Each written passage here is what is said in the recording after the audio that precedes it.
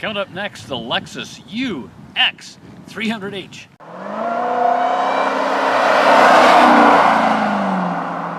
So what do we got today? We've got a small car that would be perfect for a retired couple that doesn't have a lot of, driving around a lot of people in the back seat, because this is a little bit short room in the back seat. This is Lexus entry-level luxury crossover. This is the UX300h. And I think it's good looking, and Paul, we love this color. Yeah, the color is nice. Yeah, they call it copper comfort or something like that. Or, I got a new name for this car. Yeah. The Alphabet. The Alphabet. That could be anything then. That's right. Yeah, that is. But I think it's a good looking vehicle. I mean, it's got the Lexus nose on it and all that.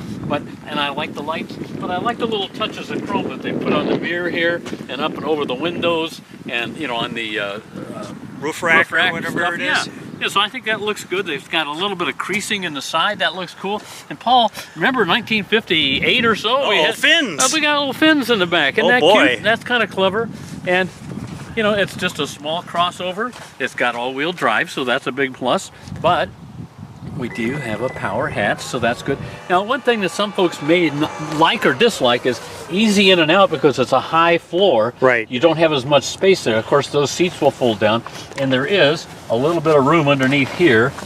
You can put a few things, hide them underneath there, right? Yeah, a little stuff. So, no spare tire, though. Well, no spare tire there. Jeez, Yeah. what is those guys? Here we go. Oh, no. Nope. More holes, but no spare tire. So a little more storage, so that's nice. I'm thinking they could have hacked out a spot there for a tire. Yeah, probably so. But you know what?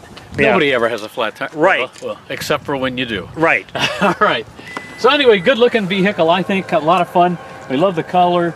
And it's a hybrid. That's what that H stands for right there. So we are getting good gas mileage. Tell them I'm getting 34 miles to the gallon right now. So it's not decent, Let's go inside and take a look around. So we're inside the vehicle. Of course, it is a luxury vehicle because it's a Lexus, right? So they got really nice seats, really grippy. We got nice leather on here. I call this butterscotch. I don't know what they're calling it. Brown.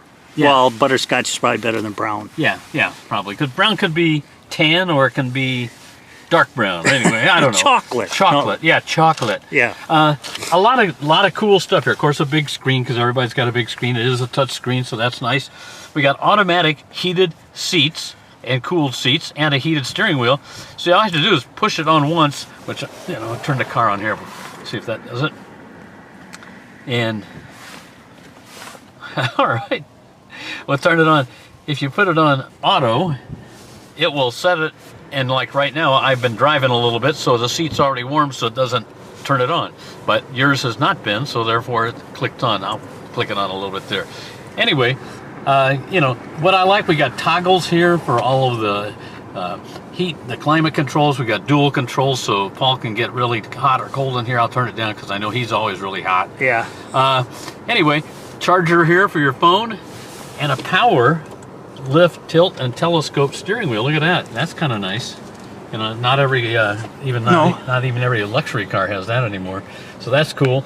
Tells you when you're in EV mode, which when you're in a hybrid mode and just starting out, that's usually on EV mode. And I don't know, it's just easy to get at everything, easy to see everything. This is something the Lexus has had for a while on almost all their cars. Yeah. Which is, it's okay. I mean, once you know where it is, it's not so bad. But sport, normal, eco. Right. This is a hybrid. The sport helps a little bit on acceleration. If you're gonna get onto the highway, maybe you're gonna do that. But otherwise, sport, just give up. Otherwise, you punch a button, you're in normal, everything's fine. Easy to see everything down here. Easy to adjust my odometer over here.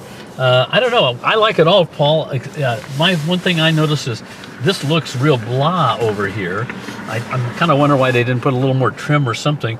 It's soft. It has that kind of rubbery feel that a lot of them have now. But it looks like hard plastic, but it's not. So that's that's kind of weird.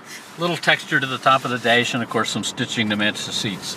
So that's good. And overhead, sunroof. So pretty decent. Again, small car or small crossover, but a little tight for leg room in the back, but otherwise real comfortable and real nice inside. So a nice big screen again, Paul. Everything's easy to see there. We'll hit the radio stations here so you can kind of see what that looks like. And we got an actual volume knob, which is always nice because sometimes you don't. So you can punch the buttons, easy to do that. FM, AM, Sirius, and of course you got your map to go back to here. But that's nice. Air vents, pretty standard. Again, as I said earlier, we got actual toggles down here for your climate controls, and that is a real delight because around here in Wisconsin we're usually wearing gloves. Today's a little warmer, so I don't have them on right now. Heat wave, it's up to 45 I think. But you know, those haptic buttons and stuff, you press and like nothing happens. So you got to take your gloves off, and it's like, well, if it's 8 below zero, I don't want to mess with that. So anyway, this is a nice drive. It's got just about 200 horsepower, so that's plenty. And for a car this size, for a car this size, I mean, you can get up and go. You can get on the freeway at a reasonable speed, and you can put it into the sport mode if that helps. You know, makes you feel a little speedier. A little sportier. Okay. Yeah. And it handles really well because it's a short wheelbase car, and you know, you got a little bit of sportiness to it in that regard too. The one thing I think is that the ride could be smoothed out a little bit more. And again, with short wheelbase, it's going to have a little bit choppier ride. Right. And considering it's a luxury car, I want to have that smoothed out just a little bit more. But otherwise, drives nice. Certainly get out on the freeway. It's a smooth, quiet ride out there.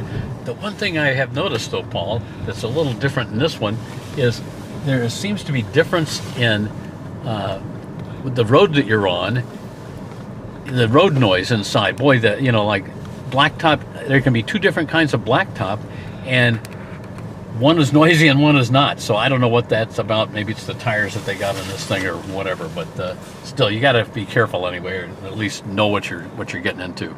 So what's it cost to get into the entry-level Lexus? $37,000 and a little change. That's the front-wheel drive. All-wheel drive goes for $39,000. This is the premium model, so it starts at $42,000 or thereabouts, and ends up at $46,000 with some options on it here.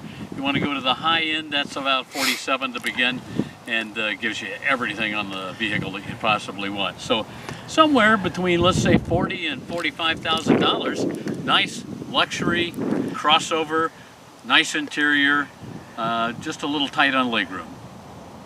Hey, thanks a lot for watching. We'll see you next time.